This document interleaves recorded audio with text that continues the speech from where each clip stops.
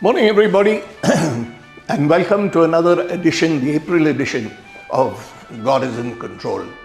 Today we have a very special individual who's going to speak to us. You normally don't see this guy in our group because he's on the wrong side of the camera. Today he's coming before you on this side, and he's going to share with us his story.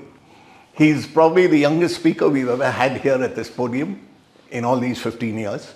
He's going to tell us, first of all, how he got into a relationship with Jesus, his business life and his struggles, and of course what every young guy wants to talk about, his finding a partner. So his story is something like the story of so many of those biblical characters as the Bible describes them. So can we have Deavalin D'Souza? Welcome, Deavalin.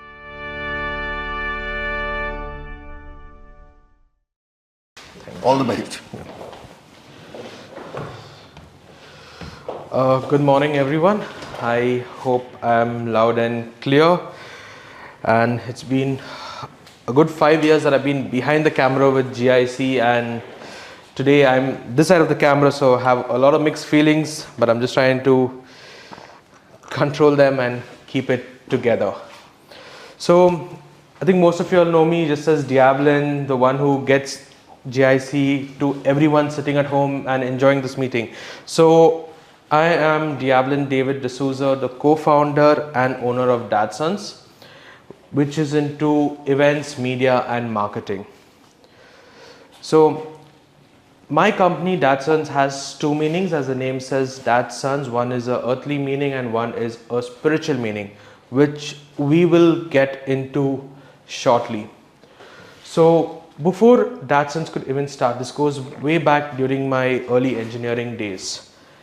Coming from a Christian family, be going to church every Sunday and praying regularly, everything. But well, in the month of July, everything had changed. So this was somewhere in July 2013 when my grandmother passed away. So I was very attached to my grandparents and my parents and everyone who were there. And when my grandmother passed away, everything changed for me, because I had only one grandparent on one side of the family, and when they passed away, it was a very emotional journey for me, because losing someone your own is much more greater than anything else. So when this happened, she had gone out for a trip to Kola and she was staying over there, and she got a sudden heart attack. It was around 2 o'clock in the night when we got the call. I still remember this very clearly because I was watching the FIFA World Cup. And when we got the call, we immediately got ready. I took the car out, Dad jumped in the car, and we immediately rushed to Kola. But by the time we could make it, she was no more with us. And that took a huge toll on me and on everything that surrounded me at that moment. When you lose someone important in your life, it takes a toll on everything, your spiritual, your personal, everything. So from then on, everything just became a roller coaster for me. I think that's when everything kind of changed and I started going away from God. I started becoming more towards just finding out what has to go and trying to reason everything on my own. But as this was going, my engineering was in progress and everything kept going on. It was just like a normal life, just going to church just for the sake of it, probably every Sunday, not really paying attention, not really listening to things, and everything just blew up like a bubble. So in the year 2016, something happened that brought me into a total 360. So it was in September, my entire college was planning to go on a field trip. Despite a lot of people asking me and convincing my parents were not up for it, for sending me for this trip. But my class teacher spoke to them, convinced them, and finally we went for this trip. So when we were on this trip, we had to visit a couple of beaches, we went to a couple of other places, and finally we landed at the last day to a beach called the Malpe Beach. This is somewhere in nearby Mangalore. And when we went into this beach, the night before that, I couldn't sleep. It was a very restless feeling for me, like something that I've never felt before. I was just sitting up, lying down the entire night on the phone, thinking, what is going to happen? Why is this restlessness there? I was not able to figure out what is going on. Morning came, we all got ready, headed to the beach. When we headed to the beach, we were all playing in the beach, and all of a sudden, me and one more friend of mine were just drawn into the beach. So now when I reflect on that story, it was something called as a rip current. So this rip current carried me alone almost 1 kilometer into the ocean. And as I was going, I could see people just becoming smaller and smaller and smaller. And I was so far into the ocean that even the ropes couldn't reach me with the life vest, so that they could pull me back to the shore. And people were running around thinking what to do. My friends became panicky. Everyone became panicky. Everyone was thinking, what is going to happen? How are we going to rescue him? What is the next step that we should do? And in my mind, there was only one thing that was going on in my mind. And it was saying, pedal, you will come back to safety. Just stay afloat, you'll come back to safety. So whatever it was in my mind, it was going on, playing in my mind. I just kept doing that. I think it took a good 20 minutes for rescue to reach me. I was still alive and conscious at that time when the rescue came. So the rescue had to come with the jet skis. So most of them, jet skis were being used for tourist attractions to take people all over. So one guy was brave enough to actually get the jet ski and come 1 kilometer into the ocean to put me on the back of his jet ski. He did that and brought me back to the shore. The only thing I remember while coming back to the shore is, there has to be something why I survived today. There has to be a purpose. There has to be a meaning why I've survived. And till date, this has always been the thought. What is the purpose that God made me survive? Is it just an experience that He wanted me to change my entire life 360 and come back closer to Him? Or is there something greater purpose in life that He has kept for me? And nowadays, when I still reflect on this incident, so this happened on September 26th. So the 26th of September 2016. This day is also my grandfather's birthday. So this day can never be erased from my memory, because this date has a lot of significance. It's my grandfather's birthday and my only grandfather that I have been with, and the day I almost died. My parents never knew anything about this incident till I reached home. Neither my mom or my dad. I came home, they had given me a drip so that IV line was here. I came home, I took out my jerkin, and mom saw this and was like, what happened to you? Up till then, nobody was aware of anything, and then I told, I almost died. The entire atmosphere in the house changed instantly. The look on the face, immediately calls going to everybody, can you please come home, something has happened, right? My uncle immediately came home, my dad was on call, and to be honest, I got the best of both. I got the best treatment from them as well as the best kicking from them for being mischievous, because that's what I was. I was always mischievous. But throughout this whole incident, when I was reflecting on this one verse came to me. That is Matthew 19:26. Jesus looked at them and said, with man it is impossible, but with God all things are possible. This is the one verse that up till now reflects and it hits me really bad whenever I think about this incident. What could have happened if I had to lose my life that day? Would I be still here? Would I be even here to give a talk? Would even GIC have a virtual meeting? Would the creativity come to this virtual meeting if I was not there? And a lot of these thoughts keep running to my mind. So, said and done with that, I graduated from my engineering and moved into my first job. So even when I graduated, I was an average student. I was neither the top of the class or at the bottom of the class. But one thing that struck out is that when I went for my first job, I was not prepared to go for an interview, but college forced me, saying that no, it is mandatory, you need to attend campus placements. So I was like, okay, I'll go for it.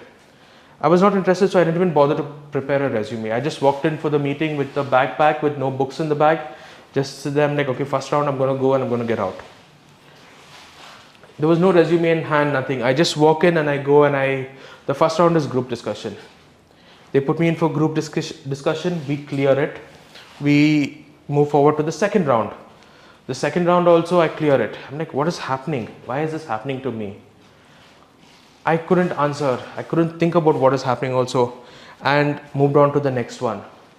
Cleared the third round as well, and finally I was the first one in my entire batch to actually have an offer letter. An offer letter that states that once you are done with your engineering, you have a 6 months internship program, and after that you are ready to join our company. And nobody could believe it, neither my teachers nor my batchmates or classmates. They were all like, how did you manage to get it? You were not even prepared for this job. So I was like, even I also don't know how I got this job, because I was not interested in it. Because a long time ago, my dad had told me one thing. Once you are done with the engineering, we're going to start a company together and we're going to name it something. So I'm like, sure, let's do that. So I was not mentally prepared for this. And I walked out of this interview. I'm like, why did this all happen? So 2 years down the line, I'm still working in this company. Everything is going fine. The company decides to upscale, but I say no, this is enough. I don't want to be a part of this startup anymore. I'm going to quit the startup. I want to do something on my own. And I come out of this startup. And as I come out of this startup, I'm now sitting and thinking, okay, what am I going to do? Right? What should I do next? And every time I used to reflect on this, like, how did I get a job without having a resume in my hand? Up till date, I still don't own a resume. I've never even created a resume. Right? Even when people ask me to create a resume, I'll be like, you give me the content, I'll do it for you, but I don't know what needs to go into it. Right? And every time I look at that, I think of this one verse that always hits me is Proverbs 3:5. Trust in the Lord with all your heart and do not lean on your own understanding. Because our understanding is not something that we can actually find and solve problems with. It's not our understanding. It's more or less the divine understanding that comes to us that actually helps us with everything possible. So moving on, I left the company thinking, what should I do? And that's when Dad said, let's start a company and name it Dad's Sons. So basically, Dad's Sons, nothing else means the father and son. So the earthly meaning it has that this name is named after our ancestral house that is called Dad's Sons, which has moved from generation to generation, from my grandfather to my father and so on. And it also has a very, very spiritual meaning for me, that is from father to son, right? So this is the main meaning of Dad's Sons.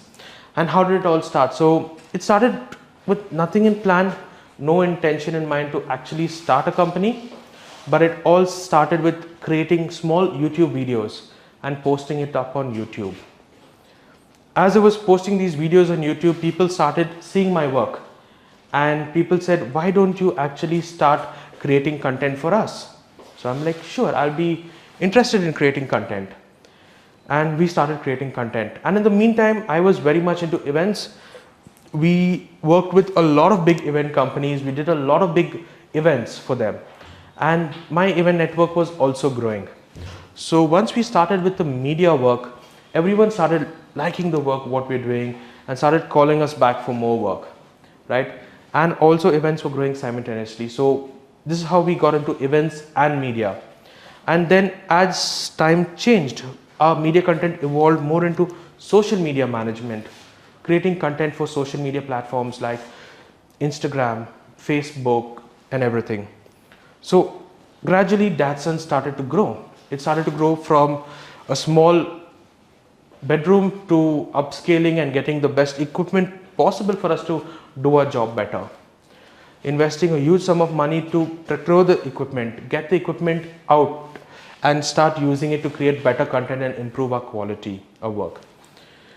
And every time from the time we started Dad's Sons, we always had this thing that whatever I pray for, no matter what it may be, whenever I'm going for a meeting or whatever it may be, I always pray for something, but I never get a straightforward answer from the client. They'll be like, we'll get back to you. They neither say a yes, nor they say a no. They always say, we'll get back to you. right? In corporate HR terms, when they say they get back to you, it's very clear that, okay, you may not get the job, right? But in this, it was a very different way when they said it, we'll get back to you. And probably they would take the time and they would get back to me, and I'll be praying like, God, please give me this client. This client is a very huge client for us. I really need this client. I really need to have this client with us. And whenever I pray, I'll be like, okay, when am I going to get a call? I'm going to get it today. Am I going to get it tomorrow? Or when is the call going to come? How fast is this client going to be on board? And somehow or the other, the call comes to us, and the call is always a yes, right? I never get a no for an answer. So when I reflect on this, how Datsun started, the journey, right? Coming from an engineering background in electrical and electronics engineering, starting a business which is into a whole different field. Events and media is not a joke. Every day is a learning curve for us. Every day there is some new challenge that comes forward. And all these challenges, as they come forward, the first thing I do is, no matter wherever I am, I just put it in prayer. Like, God, this has come. How do you want me to go about it? How should I take it forward? What should I do? Or what should my steps be? Should I say no to the client or should I say yes to the client? But how do I take it forward? I put it in prayer. And every time I put it in prayer, there is a delay, or probably there is, a couple of days before I get a yes or no, or how to even proceed with this. But it's always, the answer I get is never a no, right? And God has always shown that many times, that in the Bible also, whatever is happening, He never says no as an answer. The answer is always yes, but the yes comes in many different forms. Some of the forms we can see, some of the forms we cannot even see, right? A very recent incident that happened, I think in the last couple of years or 2 years, was when we were working for a particular automotive brand. The payments were really bad, right? And we were getting really frustrated working with them. So we decided to actually close that account and stop working for them. But I was like, God, this is one of the major key accounts that is for us. If we close this account, how is the company going to survive? What are we going to do? I have staff that is there. I have people who I need to take care of. I have to take care of my own needs as well. What am I going to do? But I got a very clear sign that's saying, no, you've had enough with this. You're going to have something better. And right enough, that automotive brand, we said no and we called off the contract. And once we called off the contract, I think it was less than a month when we got a call from the same automotive brand, but from the dealership level, asking us to create content from them. And we sat, had a discussion with them, went through all the paperwork. And as we went through all the paperwork, everything went through smoothly. And now that we have got this new contract with us, up till date, we have not had any issues with them. The payments, we have not had issues. Whatever payment we tell them it's going to cost for our services, they are ready and upfront, ready for it, right? And as we started the media contract, we also started doing the event contract for them. We started doing events regularly for them. And that started multiplying into many folds for us, right? So this is how the start of Datsuns and how we actually moved forward. So as Datsuns was growing, we had a privilege to meet with an elderly care center who was also a good family friend of mine, and they were running an elderly care center. So when we were doing that, I was telling them we do events and media. So she was like, why don't you come and do something for the people in our facility? There are people who are staying there and you can come create some activities. You can motivate the staff to look after everyone better. So when I went there, as soon as I entered the place, it was a beautiful building. As soon as I entered the place, I saw very nice wordings over there.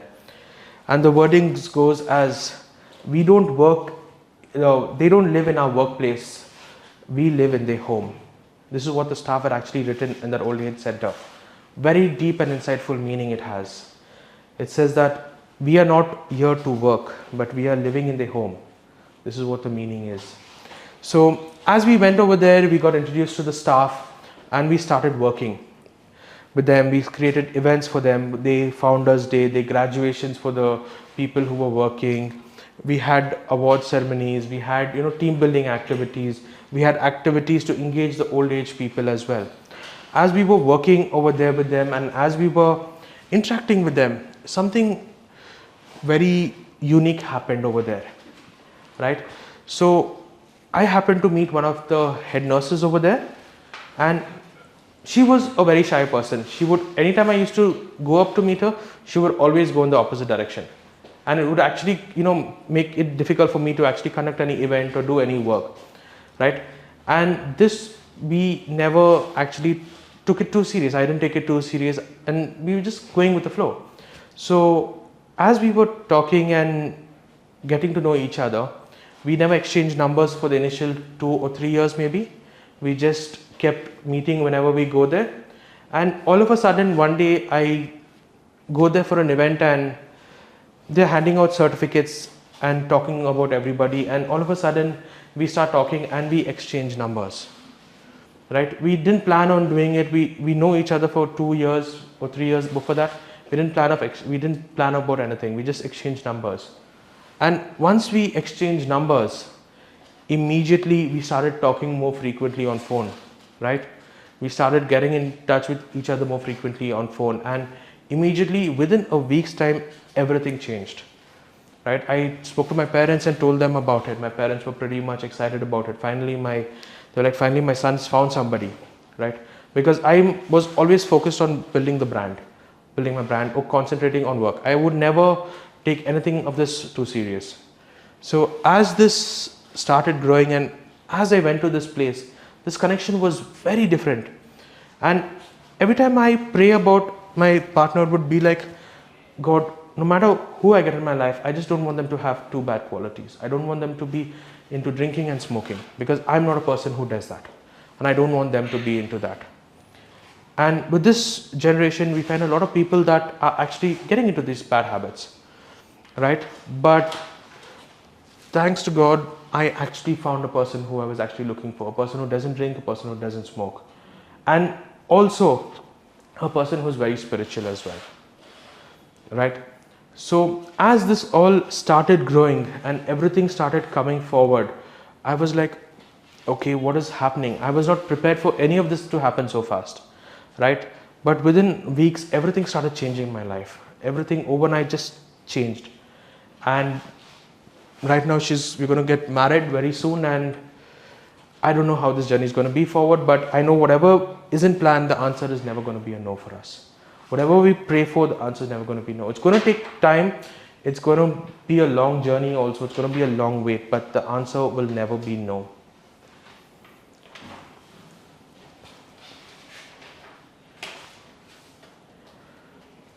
Okay, so this is the basic of my entire journey and structure of how everything actually started, right? And how everything worked.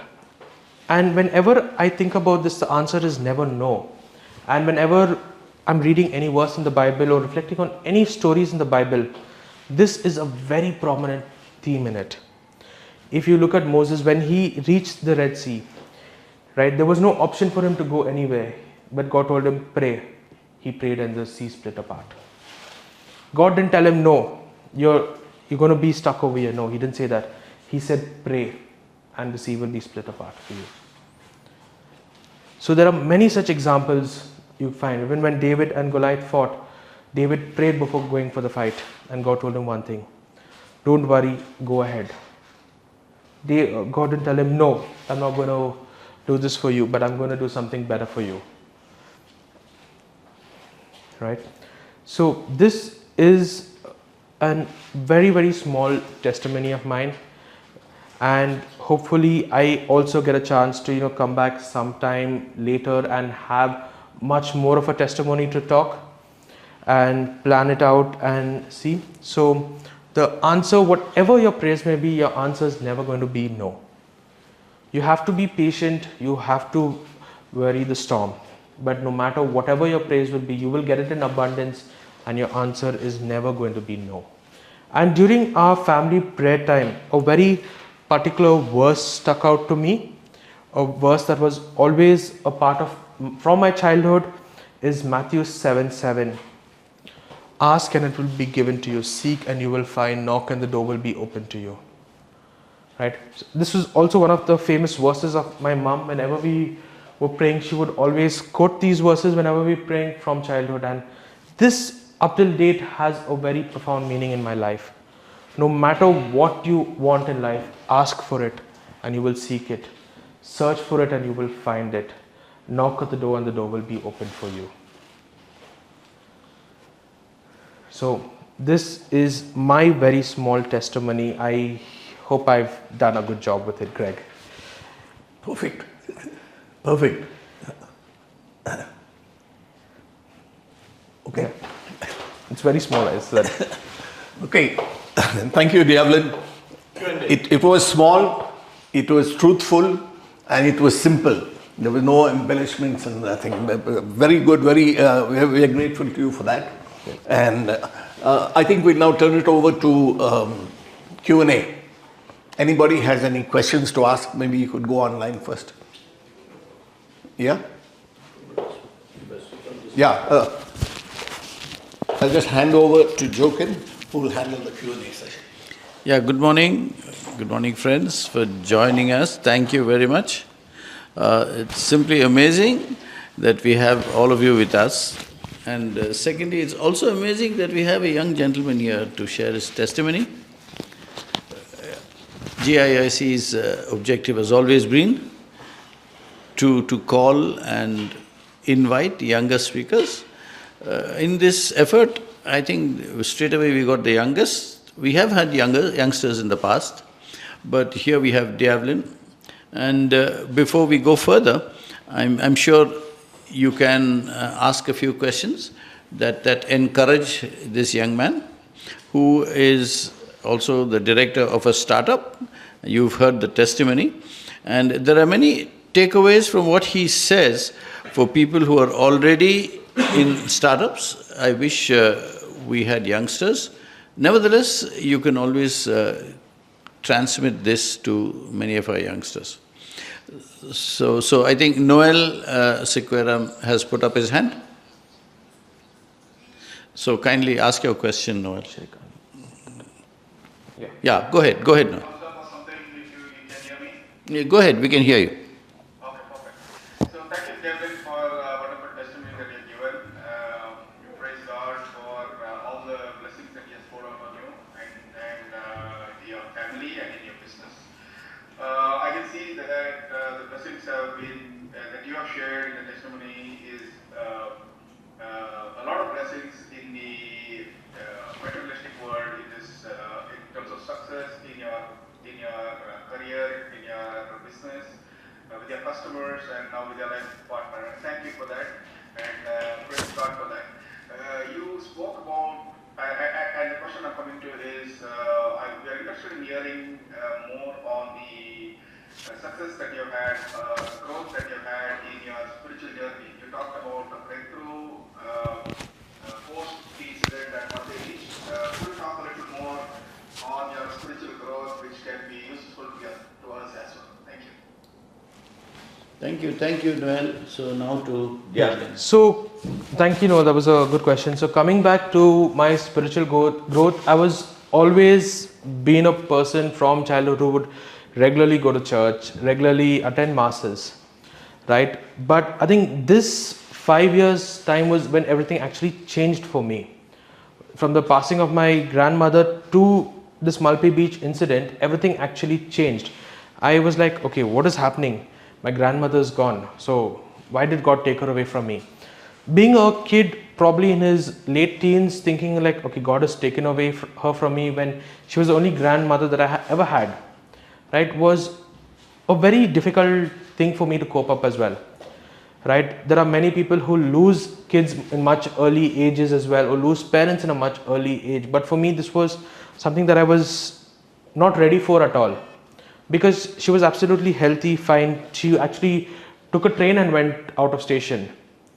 So when this happened, it was really very challenging for me. I come from a background where every morning we wake up and we used to play spiritual music in the house till everyone gets ready and leaves for work. And when it's a summer holiday, we used to go for Bible studies and attend various Bible camps and church programs and everything. Also, being a part of the Christian community, we've also acted in plays. In my school, I played a role of Angel Gabriel, I actually had a white gown, dressed up as an angel, and we actually played that role in school. I actually did that. So this 5 years was the actual time when everything changed. Everything changed for me during this 5 years. I'm like, I'm not bothered about what is this. I'm not going to be bothered about God. What is God? He's taken my grandmother away from me. Why should I pray to God? But after this Malpe Beach incident, that changed. Could it be because I went away from God, that God had to put another incident in my life to get me closer to Him, or understand His true power and true nature, what He can do and how He can get back people that are gone astray? Or was it that I'm there for a bigger purpose? Up till now, I still have these questions that are unanswered. Why did I survive? What is the purpose that I have survived? And this 5 years, I still regret this 5 years a lot, because this 5 years could have taken me to a whole different level also. I could have reached an entire different level.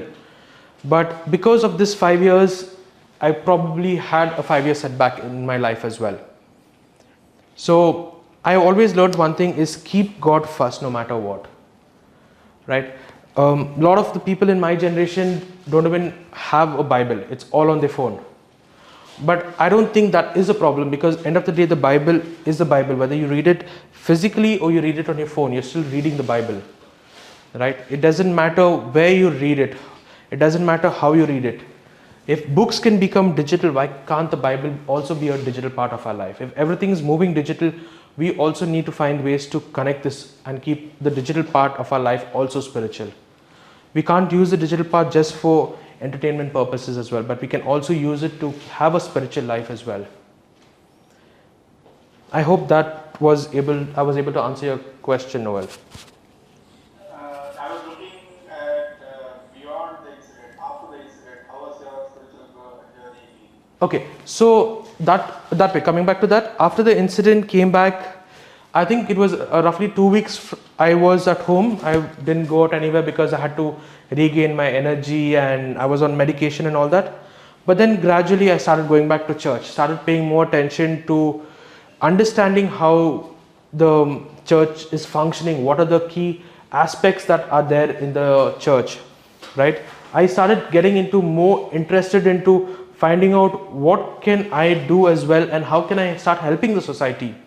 How can I start engaging with the society? What could I do that can help our community also grow, not only me, right? So I started interacting with more like-minded people.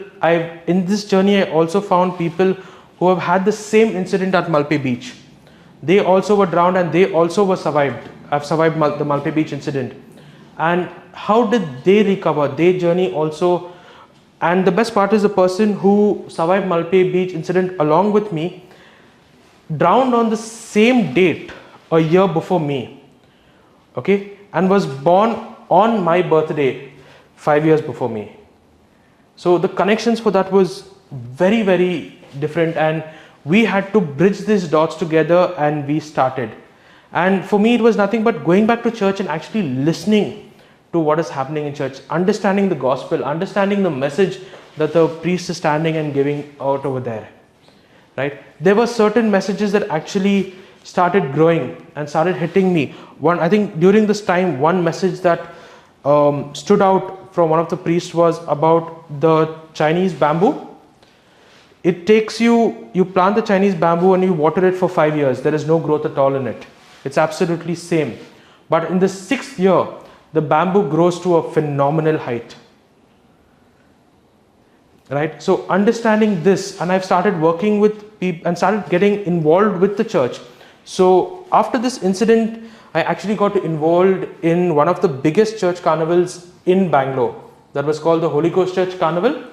I worked alongside a brilliant team consisting of Joachim, Lavina, Alfred, and their dedication and passion towards the fest that was happening and towards the church also was, I think, a cause that got me back and put me back on track.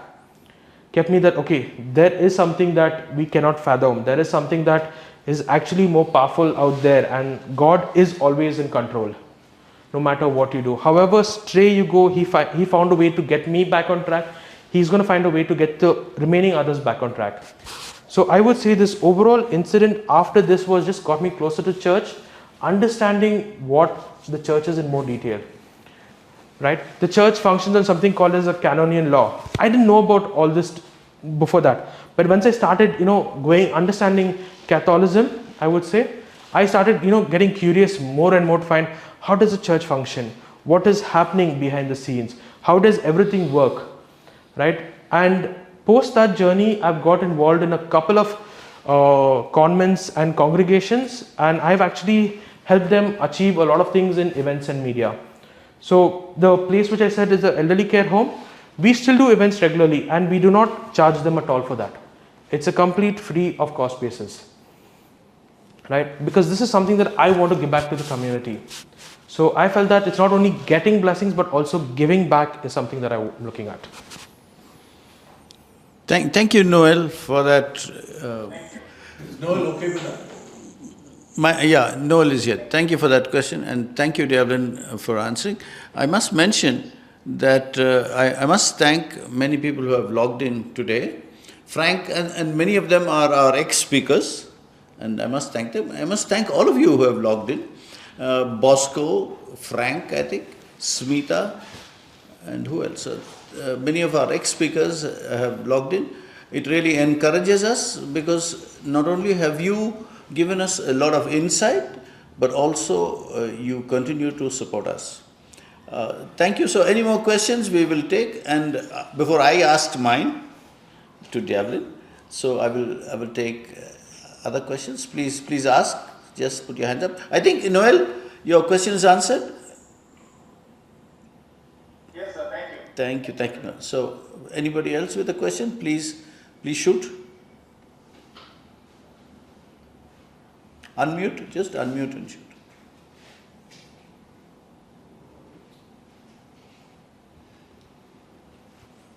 Okay, before you prepare your question, I have a question. Okay, Bosco, go ahead. Just unmute. Okay. You have to unmute, Bosco.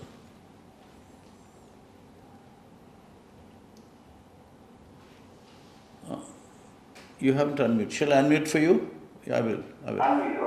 Okay, yeah, fine. Go ahead. Because I logged in late, I'm sorry. Saturdays I was getting up late. But I heard one part of the presentation you said, I regret 5 years of my life. Okay. In the certainly 15. Now, from my personal, I've got a lot of testimony. I have new things in which I have regretted. And many years ago, when I ran into a printing loss financially, I was on the planning cycle, miserable. I knew myself, hating myself, for trusting people for investing money. That was easy now. It was a regret. Why did I trust these people to invest such a lot of money, that sort of thing? Until I met my wife's Bhabhi, and she understood what I was going through, and she said, don't regret things in life. Take that as a learning. Lessons in life can be free, it can cost you a bit, and it can be very costly. So if you take something that happens in life as a lesson, you will quickly buy it, you will learn by it, and move on. I mean, you lost a lot of money, but take that as a journey and don't ever regret it. Whatever happened, learn from it. And money will come up money will go. And from that day, that lifted a great sort of, I would commend myself for it, That lifted all that from that I took it as a learning. And after that, I never ever regretted those years where I trusted people with money. And now I feel sorry for them, and I learned from it. And now I'm able to guide older people, younger people, when they do have losses, especially in terms of money. And so, take it as a learning. That was a very expensive learning, but once you learn from it, you grow from it. So that's all I'm going to share with you. Take every incident in life as a learning, not as a regret. Don't profit from it, but learn from it. And all I've got to say is, whenever you face anything, use this 2-second prayer. That's all. You know, the Hindi English as well as 2-second prayer. Just close the eyes and say, Jesus help me. That's all. Surrender for those 2 seconds. Jesus help me. And open the eyes, and then you find the Holy Spirit will be with you, will guide you, and you will do miracles. That's all I want to say. Thank you. Thank you, Bosco. Very nice of you to add to that. So Albert has a question. Can you ask? Unmute yourself and please ask. Yes, one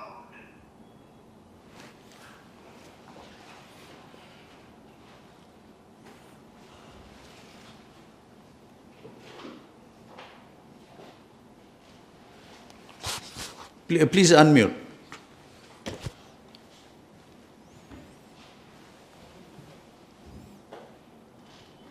Hello. Yeah, go ahead. Good morning. Good morning. It was a very interesting testimony from you, and we are used to people in GIC who have lived life, who have faced different challenges, who have in fact been depressed, who have come out of it, who have given testimonies which are really take-home challenges for us. But I'm very impressed that at this young age, comparatively, you have something to offer for everyone. Thank of you. course, many of us have been through life-threatening instances. And always there are instances that give us an opportunity to reflect as to why God has put us on this earth. And what really is our mission, and what is it that we have to offer to this world the way Jesus did. But of course, one challenge I've always reflected upon is the more close you get to Jesus, the challenges are more. So don't Absolutely. think life is easy the moment you feel secure that the Lord listens to you. Absolutely. But of course, I think that is the journey ahead. And I know you have many more years of challenging experiences to face. I only pray with you that you will have all the courage to face all these challenges and never give up. And I'm very happy about your word which has said, we'll never take an answer no. I think that's a take home for all of us to really believe. It's a matter of faith, I believe, that to really understand this word, never take an answer as no. And I think that will be a great take home for all of us to believe and have the faith that the Lord will always give what you ask. Thank you, Devalan. Thank you so much, Albert. Thank you, Albert, for that question, and thank you for encouraging us. I have a question, Deavalin. Sure. See, modern, as you rightly said, the modern Generation X, they generally seem to be far from God, and it takes some experience in their life to turn to God. Now, that has happened to you, but let's see if we can give the modern generation a takeaway today.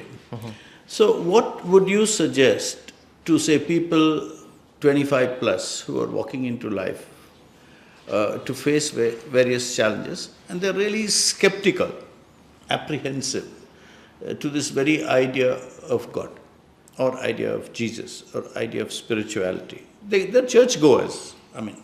So what quick suggestion could you give to them in spite of what they're going through? Okay. Joachim, a very simple thing is, no matter where a person is, right, God will find a way to get them to you, right? So each one has their own challenges that they're going through, each one has their own mindset and mentality. But I would just tell them, trust the process, trust the flow, because that's not something for us to understand. But when God wants someone to come close to Him, He knows how to bring them close. No matter how far you go, no matter what all you do, when God wants to change you and get you into His ministry, He will definitely do that. Thank you. Second question. Sure. And then, what inspired you to come to this point, which may be different from what other youngsters experience? Okay. Definitely, it must have been your family, But besides that, what really motivated you, what guided you in general, which is different from others? Okay. So, I think GIC, I came into GIC was just exactly after the Holy Ghost Church Carnival, when you brought me into GIC. And I think that time Jenny was there. So when I was sitting and talking to Jenny about this experience, I think this was around 6 or 7 years ago. She told me, this story is definitely needs to be one day a part of GIC. Right? And I think I just attended 1 or 2 meetings and then I stopped with GIC. And during the lockdown, when everyone was sitting, all our businesses had taken a hit, everything turned, life turned complete 360. We were sitting and we got a message saying that second Saturday meeting, I don't remember who was the talk, who was the speaker. So that time I was like, okay, let me join the meeting. When I joined it, Adrian was running the entire online system. He did a very good job with it. But I felt like I have my knowledge, I have my experience in this. Why can't I contribute it to make it better? What could I do small that could have a significant impact on the meeting? So this mindset of giving everything without expecting anything is what has got me this opportunity today as well. I didn't expect this opportunity to come. Even that day when we were discussing on the group, I told, why can't Greg talk? Why can't Adrian talk? Why can't Joachim talk? But all of a sudden I get a call from Greg and he's like, why can't you talk? And I'm like, okay, I don't mind talking. It is an opportunity given. If I didn't have to do what I did, I don't think I would have gotten this opportunity as well. It's always give without expecting anything in return. I hope that answered your question. Thank you, Deavalin. Actually, I have to thank you for many things. Many things for, firstly for getting inspired by a few in GISC, for joining GISC, and I have to thank you for what you are. Actually, my question is to your parents. Okay. What is the thumb rule or what is the formula of getting such a son? I wish they could pass it on to other parents. If they are online. I don't know if they are online. Is there any secret? So when your father comes over to speak to us, I'm sure going to ask him that. Can you spread the formula? Or what do you do and what time do you do it to get such a nice guy? I mean, I'm talking about the spirituality, but so I hope this information. That's there. Somebody is speaking. That's Dad. Yeah, you have to be a student of chemistry first. Who is that? That's Dad. Oh, thanks. Please go ahead. The joke is, I took my son to be a friend and not a son. Great. Simply excellent. All fathers listening? So I gave him the freedom, but when he need to be taught something, we definitely taught him that. And we asked him to choose his own path, basically. We're listening with awe. I hope I'm not doing for the traveling. Yes, you are. Anyway, great. Thanks. There are 2-3 points to take from there. And thank you very much. So add to this when you address us one of these days. We look forward to listening to you in one of our meetings. Thank you. Any other questions from our audience? We have many. We have people who have joined. Welcome to all of you. Many who have joined fresh, like Amar. There is Frank, of course. One iPad. Thank you, Jack, Joseph, Lipsa, Smita, Noel, Trufina from Pune, Marian Matthews. Thank you all of you for joining. If you have a question, just put your hand up and shoot. You said you lost your grandmother. That is the biggest loss in your life. How did you accept that she is no more with you? And how did you overcome, since you are pet child of her? Okay, so when I lost her, it was, so when we were driving, the journey when we were going to Kola to pick her up. So it was my dad, my cousin and myself. I was driving the car. And as we were driving, we didn't know that she's no more. So the call had gone home, my mom answered it, my mom got to know, but she didn't tell us because we were driving to go there, right? But as we were driving and going, this song kept playing in my mind. The Lord has taken her away from me. So internally inside I knew that I cannot save her. But my intention was to try to go there as fast as possible to save her. So when I reached there, I saw her lying. My dad and me went into the bedroom first. We saw her lying on the bed. Very peacefully she was sleeping, right? And another part that we were supposed to actually go pick her up that very morning from Kola. We were supposed to leave home around 6 o'clock, reach there around 8 o'clock and get her and come back to Bangalore in car, right? And this was the actual plan.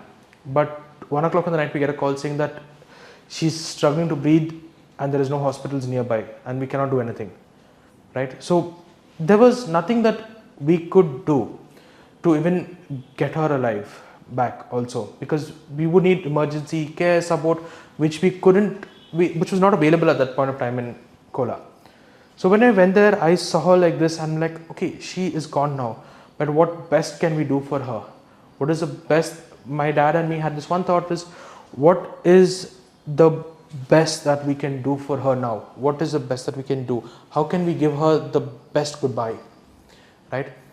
All that happened, we were a bit emotional, but gradually with time and every passing year, I came to understand that, okay, she is no more with us in this physical realm, but she's always there with us in the spiritual realm.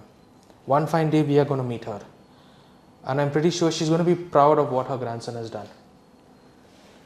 Right? No matter how much she was there for me, and to be honest, I'm the eldest grandson for her and the most notorious grandson. Yes. Right? So seeing where I have and what good job her son has done to her grandson, she's definitely proud. And that is a thought that I've always carried with me. Right? Her spiritual values, whatever she has taught me is always there. Right? So this is how I've gradually overcome that thought. Very nice. Yeah. Okay. Thanks, Deavalin. Welcome. So just to say two words of thanks. We have this in front of us. No habits, no drinking, no smoking. But would you say that is the formula to all youth? Definitely not. I've seen people who also drink and smoke and they are still spiritual. So saying drinking and smoking is not spiritual, yes, it is a topic of debate, but it all comes down to how bad you are. There were a lot of sinners among Jesus in his when he was there, but he still didn't care how much they sinned. He looked at how much they're ready to give up and enter into the gates of heaven. So I don't think I can consider that as a bad example for the youth. They all will have their way and find their purpose to reach their destination. Thanks, Deavalin. We look forward to your wedding and that lucky girl who's going to get hitched to you. And as a takeaway, ladies and gentlemen, before we come to the end, thank you very much for joining us. But here's the takeaway from Deavalin. With man, things may be impossible. With God, all things are possible. Matthew 19:29. Thank you, Deavalin, for all that you have said. And now over to Deavalin. We have the closing prayer before the closing song. So let's have the closing song. And let's believe that finally God is in control and God will have his way.